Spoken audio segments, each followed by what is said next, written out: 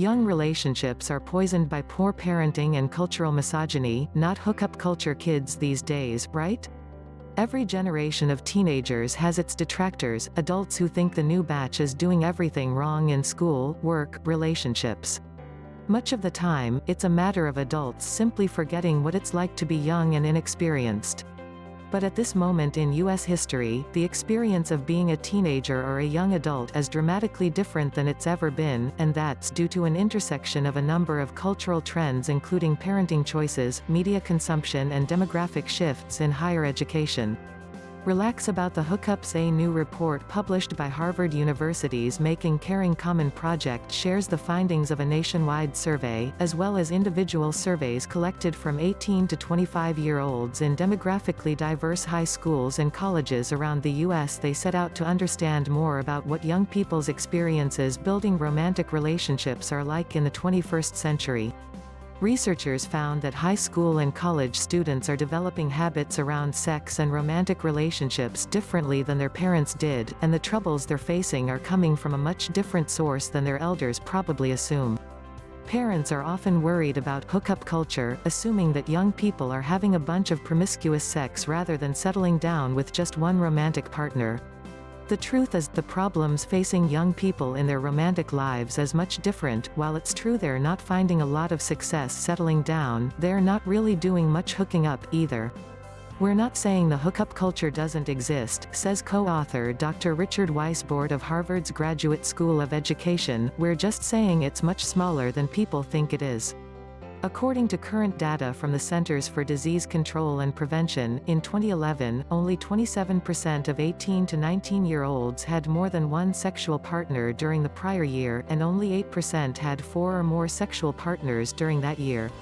The number of high school students who are having sex for the first time is smaller than it was 15 years ago, and the number of college students having sex in the United States overall has also declined.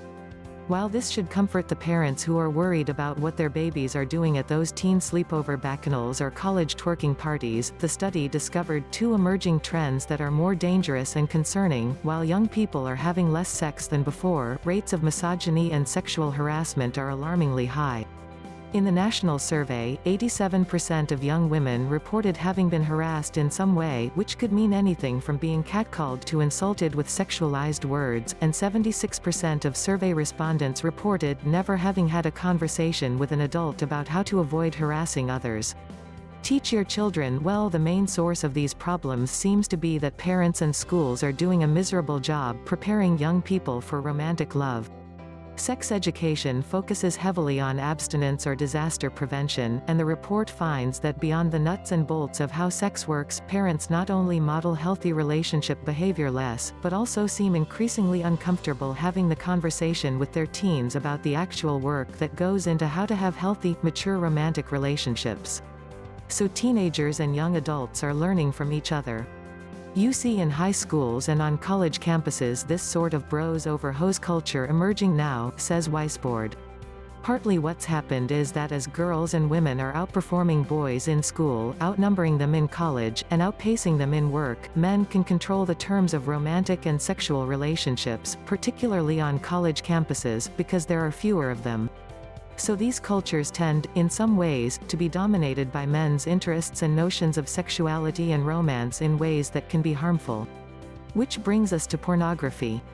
Because of Rule 34 of the Internet, if it exists, there's porn of it. The Internet has brought pornography to everyone even mildly interested in finding it, which means exposure to porn often starts in middle school. According to Weisbord, easily obtainable, increasingly hardcore porn has augmented an entire generation's ideas about sex. There's just a lot more porn watching than there used to be, and that can affect everyone's ideas about sexual relationships, especially for men, he says. According to the report, the good news is there's a lot of room for improvement, so even a little bit of effort toward fixing these problems could make a big impact. For instance, the lack of communication about issues like misogyny, sexual consent and harassment has led to a society in which men have little empathy for women, but more than 70% of survey respondents reported wanting more guidance from their parents about how to navigate romantic relationships. Almost half of the survey respondents believed there is no longer a double standard against women in U.S. society, and 39% of men stated they thought women weren't sexualized on TV. This is the kind of misunderstanding that can be remedied by a little education. A high percentage of young people say they want to talk about relationships, and there are a lot of adults out there who have wisdom to share, even if they failed in their own relationships. The wisdom is there, says Weisbord. This is a wonderful place to start important conversations with young people about what love is, about the difference between love and attraction or infatuation, about how love changes over time, about how to be generous and self-respecting in relationships. We have to develop a culture wisdom about these things. Now that's upsetting. According to the report, 60% of women and 73% of men either agreed with or didn't oppose the idea that the government and the media have shown more concern about sexual harassment and sexual assault than is warranted.